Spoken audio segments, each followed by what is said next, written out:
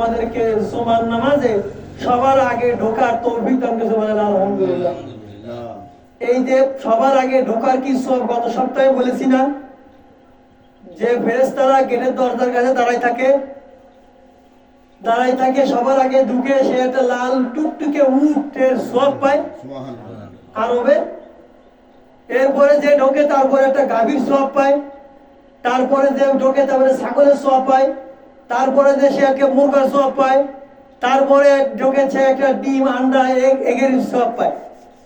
তো সবচেয়ে সওয়াব যেটা বেশি সেটা মানুষ নেয় না, কম নেয় ভাই, বেশি নেয়।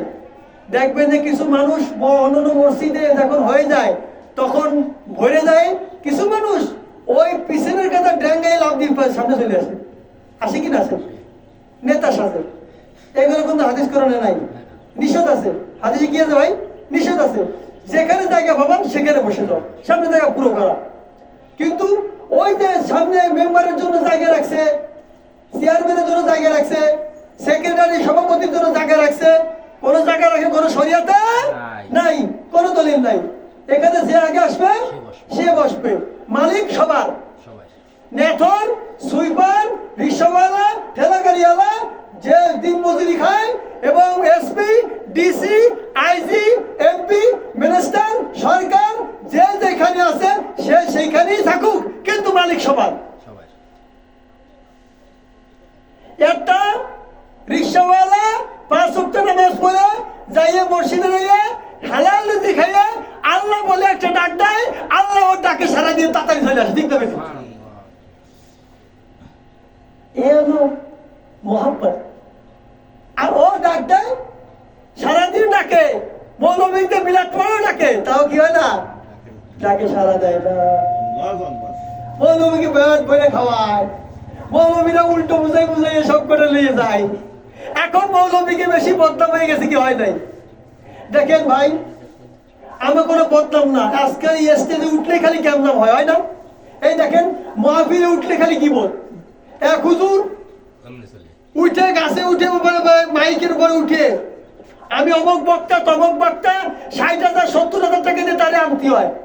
আনার পরে কিচ্ছা কাহিনী কয়ে আধা ঘন্টা কাটায়।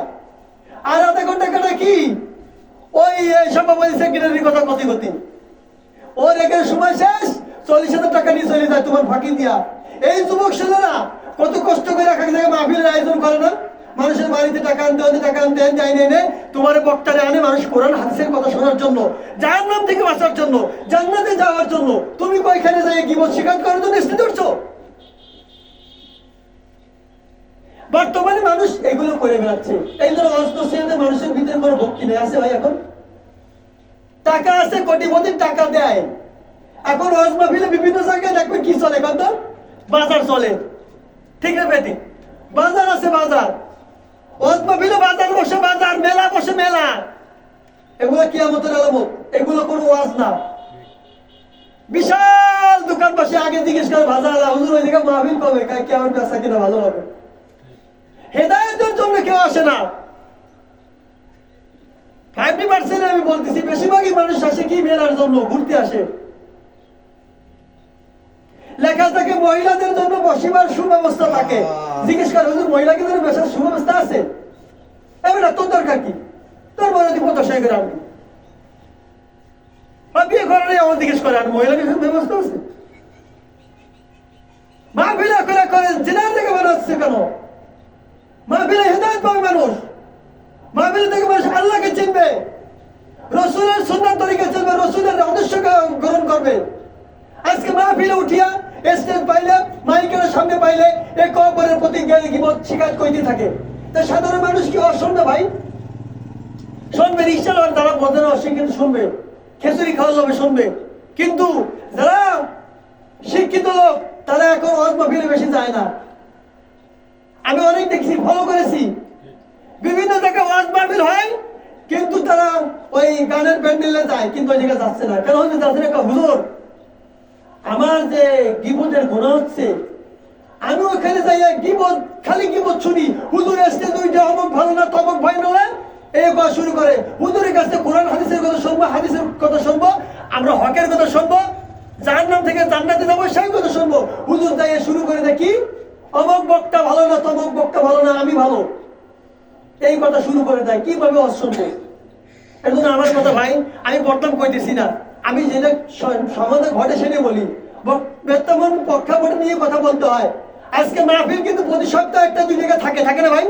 থাকে না? আগে দেশ জুড়ে মাহফিল সব জায়গায় হইতো না। বিশ্ব ইস্তেমা হতো, চরমোনা বিশ্বে মাহফিল হতো, পুরপুরা বিশ্বে মাহফিল হতো, বড় বড় জায়গায় মাহফিল হতো। এখন মাহফিল ঘরে গঞ্জে, এই গ্রামে অঞ্চলে, প্রতিবাসী সব জায়গায় মাহফিল হচ্ছে। কিন্তু মানুষের হেদায়েত নাই কেন? কারণ মানুষের ইখলাস দূর হয়ে গেছে। ইখলাস দূর হয়ে গেছে মাহফিল শোনা থেকে। গীবত শিকায়েত চলে এই মাহফিলে। ও মেরা ভাই দোস্ত, এই জন্য আমাদের চোখের পানি ফেলানো দরকার। হে আল্লাহ, আল্লাহ রে, আমরা গুনাহগার বান্দা।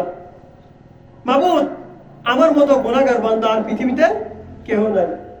সবসময় কান্দা, দোয়া করা, রব্বানা যালামনা আনফুসানা ওয়া ইল্লাম তাগফির লানা ওয়া তারহামনা লানাকুনান্না মিনাল খাসিরিন। রব্বুল আলামিন, মাবুদ, আমরা অনেক অন্যায় করেছি, অনেক গুনাহ করেছি, নফসের প্রতি অনেক অন্যায় অত্যাচার করেছি। মাবুদ, আপনি দয়া করে আমাদেরকে মাফ করে দেন। মাহফিলে দেয় আজকে গুনার কথা বুঝবে। এই বড় বড় বক্তারা উঠিয়া বড় মুফতি সাহেব সাজে, 420 মুফতি সাহেব বলি আমি এদেরকে কেন? কারণ আমি তাদের গীবত গাচ্ছি না ভাই। আপনার কারণে মানুষ দিনের ভিতরে আসবে, কিন্তু আপনি উঠিয়া অপরের গীবত গাইতেছেন। বড় মানুষকে যখন জ্ঞানী ব্যক্তি জিজ্ঞাসা করবে অমুক কেমন, সে তাকে বলে ছাগল কচুরি ফানার মতো। মানুষকে মনে করে, যে নিজেকে ছোট মনে করবে, আল্লাহ তাকে বড় বানাই দেবে। আবু বকর সিদ্দিক রাদিয়াল্লাহু তাআলা আনহু, হযরত আয়েশা সিদ্দিক রাদিয়াল্লাহু তাআলা আনহা, এই যে ওনার মেয়ে তারা ছিল আখলাক চরিত্র পেয়েছে, নবীর সুরাত পেয়ে, সিরাত পেয়ে তারা জীবনকে গঠন করেছে। রাসূলের চরিত্র দেখে, রাসূলের কথা শুনে, সুন্দর বাক্য শুনে তাদের ঈমান পরিবর্তন হয়ে গেছে। সাহাবা কিরাম তাদের জীবনকে পরিবর্তন করেছে, ঈমান এনে ঈমানকে মজবুত করেছে। আজকে আমাদের ঈমান তো দূরের কথা, মাহফিলে যাইও তাদের ঈমান ঠিক হইতেছে না। ঘরে আজকে বিমান চলে, মোবাইলের মধ্যে চালাই দিলে অমুক বক্তার অসম্ভ চলে আসতেছে, ওয়াজ শুনতেছে, কিন্তু মন পরিবর্তন হয় না। কিছু সংখ্যক 5 মিনিট 10 মিনিটের ভিতরে মন পরিবর্তন হয়ে যায়, আবার যখন চলে যায়, আবার আমাদের ঈমান চলে যায়। আল্লাহ রাসূল সাল্লাল্লাহু আলাইহি ওয়াসাল্লাম এমন জমানা আসবে, রাসূল বলে গেছেন, আমার উম্মতরা নিয়ে আমার চিন্তা হয়। এই উম্মত না জানি আমি সুন্দর করে সোনালী সংসার বানিয়ে দিয়ে গেলাম, সুন্দর করে ফুলের উপহার বাগান করে দিয়ে গেলাম, না জানি এই বাগানগুলো নষ্ট হয়ে যায়, না জানি এই ফুলের বাগানগুলো নষ্ট করে দেয় উম্মতেরা। আমার চিন্তা হয় জিবরাইল মৃত্যু শয্যায় অবস্থায় পড়িয়াও আল্লাহ রাসূল এখানে কান্দে উম্মতের জন্য। আজ আমরা উম্মতে মুহাম্মাদি হয়েছি, কিন্তু উম্মতে মুহাম্মাদির যে করার দরকার ছিল, সে রাসূলের উম্মতে আমাদের দুনিয়াতে যাওয়ার দরকার, কি নিয়ে যাব সেটা আমাদের ভিতরে নেই। ঠিক না বেটি? এজন্য মেরা ভাই দোস্ত, আমি আপনাদেরকে খালি এই কথাই বলি যে 5 ওয়াক্ত নামাজ আমাদের পড়তে হবে, আমরা জানি। ঠিক না বেটি? ঠিক। কিন্তু নামাজ আমাদের সমস্ত খারাপ কাজ থেকে বিরত রাখবে, এটাও আমরা জানি, কিন্তু করি না।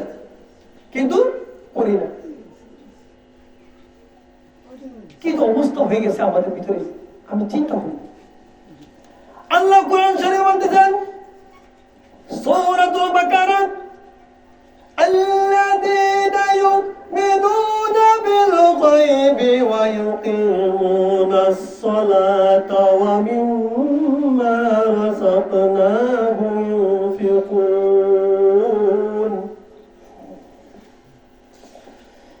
আল্লাহ পাক রব্বুল আলামিন সূরাতুল বাকারা 3 নম্বর আয়াতের মধ্যে বলতেছেন, যারা আদেশ বিষয়ের উপর বিশ্বাস স্থাপন করে, অর্থাৎ অদৃশ্যের প্রতি, আল্লাযীনা ইউমিনুনা বিল গায়ব, আমার অদৃশ্যের প্রতি যারা ঈমান এনেছে, ওয়ামিম্মা রাযাকনাহুম ইউনফিকুন, আমি তাদেরকে যে রিজিক দান করেছি, তাদের যে ধনত্ব দান করেছি, ওয়ামিম্মা রাযাকনাহুম ইউনফিকুন, ওই রিজিক থেকে তোমরা ব্যয় করো। আল্লাহ বলে দিয়েছেন, যাদেরকে আমি টাকা দিয়েছি, বাড়ি দিয়েছি বা গাড়ি দিয়েছি, যাদেরকে ধন দৌলত দুনিয়ার মধ্যে দিয়েছি, আমি পৃথিবীর সবচাইতে বড় ধনী। আল্লাহর পরে ধনী আছে কেউ? আল্লাহ আল্লাহু গনি ওয়া আনতুমুল ফুকারা। আল্লাহ এখানে বলে দিচ্ছে দুনিয়ার সমস্ত মানুষ গরিব, আমি আল্লাহ ধনী।